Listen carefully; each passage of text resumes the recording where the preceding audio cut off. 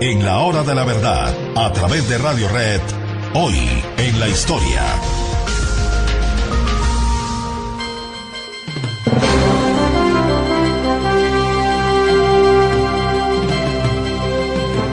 El cruce del que sería el Ejército Libertador por el páramo de Pisba es una de las mayores gestas de la humanidad. Unos lanceros semidesnudos que nunca habían salido de los llanos, acostumbrados al cielo tórrido y a los inviernos, pero a los inviernos de los llanos. Caía mucha agua, pero en medio de una temperatura ardiente, a pasar por un páramo a 3.000 metros de altura sobre el nivel del mar, por el páramo de Pisba. Lo que fue esa gesta, la hazaña libertadora del páramo de Pisba. Y llegaron a un pueblecito que se quedó inscrito para siempre en la historia de Colombia, Socha. Y en Socha empezó uno de los mayores esfuerzos militares que se han hecho en toda la historia. Unos hombres desnudos, sin armas, porque todas las habían dejado en el camino. Después fue Lara, un coronel venezolano encargado de traer esas cargas que quedaron abandonadas. No llegó un caballo vivo, ni uno solo. Entonces, no se les olvide, la carga de los lanceros de Rondón, la caballería del ejército realista, ¿por quién fue suministrada? Por la gente de Boyacá. Esta gente que llegó desnuda, ¿qué ropa tenía? Hasta vestidos de mujer andaban los llaneros colombianos. Muchos de ellos pararon en hospitales. Imagínense los hospitales militares de su tiempo. ¿Cómo logró sobrevivir ese ejército? Con unos movimientos estratégicos que han sido asombro de quienes los hayan podido percibir de cerca, seguir de cerca lo que fue la campaña libertadora. Todo lo que quedó escrito, gran parte de lo que quedó escrito se perdió.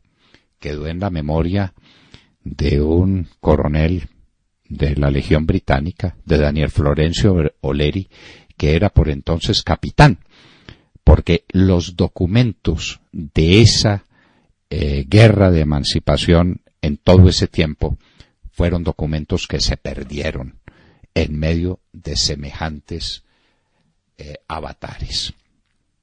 Bolívar logró mantener unos movimientos disuasivos, evasivos, elusivos. No tenía cómo enfrentar al ejército de Barreiro y sin embargo siguió fortaleciendo su ejército.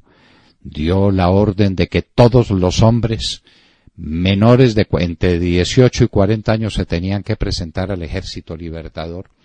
La gente salía de sus caballos y se los mandaba a las tropas de Bolívar. Pusieron fábricas de lanzas y fábricas para tratar de recuperar las municiones y los fusiles. Las municiones habían quedado todas empapadas en un tiempo en que el agua acababa con la munición de los fusiles. Todo eso se hizo en muy pocos días. El ejército había llegado a comienzos del mes de julio a Socha y ese fue un proceso de varios días y estamos hablando del 25 de julio.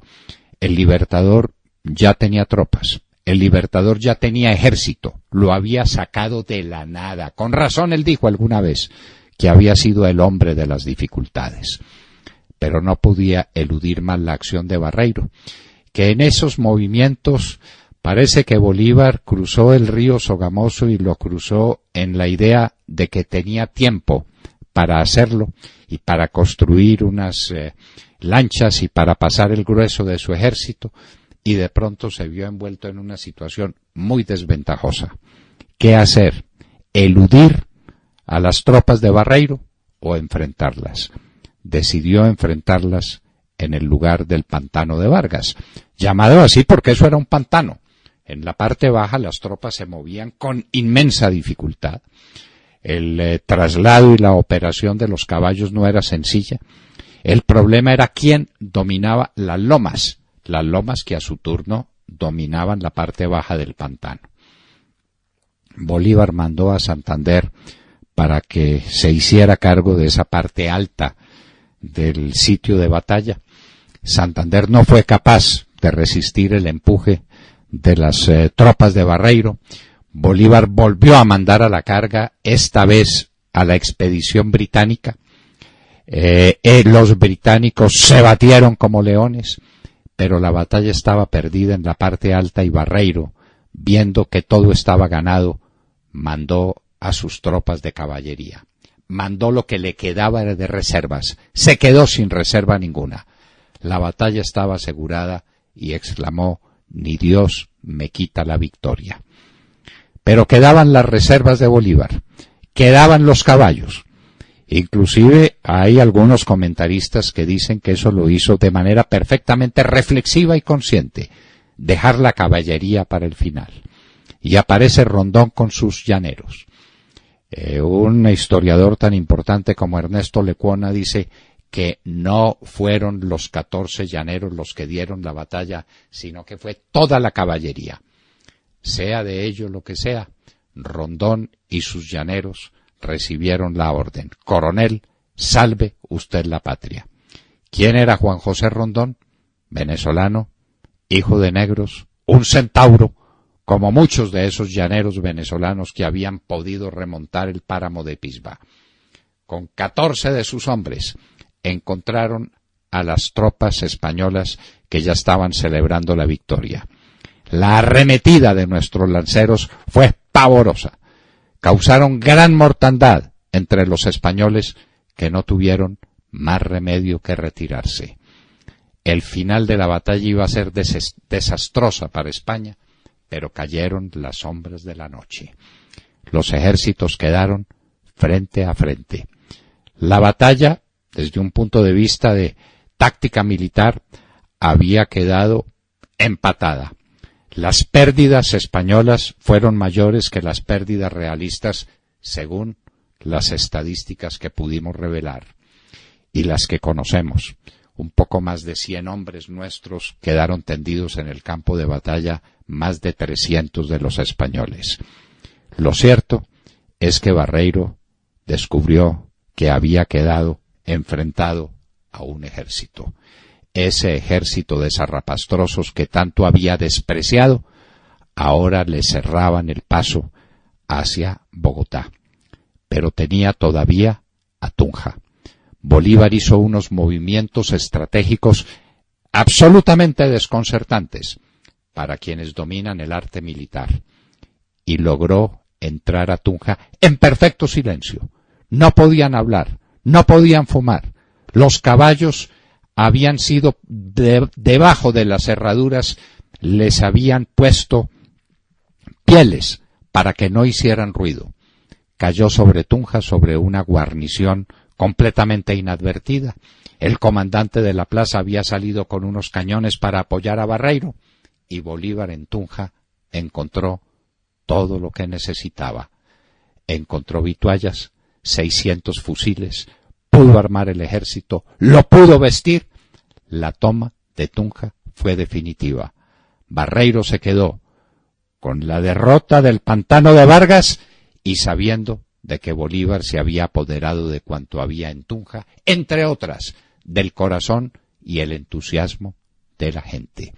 La campaña libertadora había sido posible por el valor de Bolívar, por su intrepidez, por su capacidad de mando, pero por el respaldo que la gente de Boyacá le dio al ejército libertador.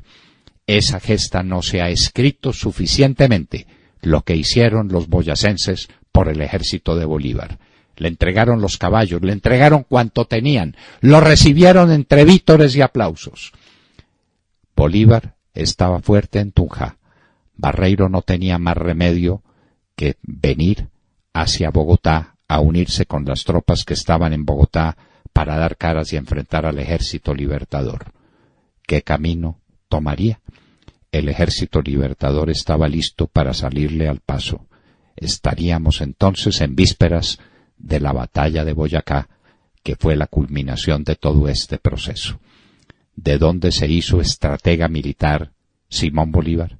¿Dónde aprendió el arte de la guerra?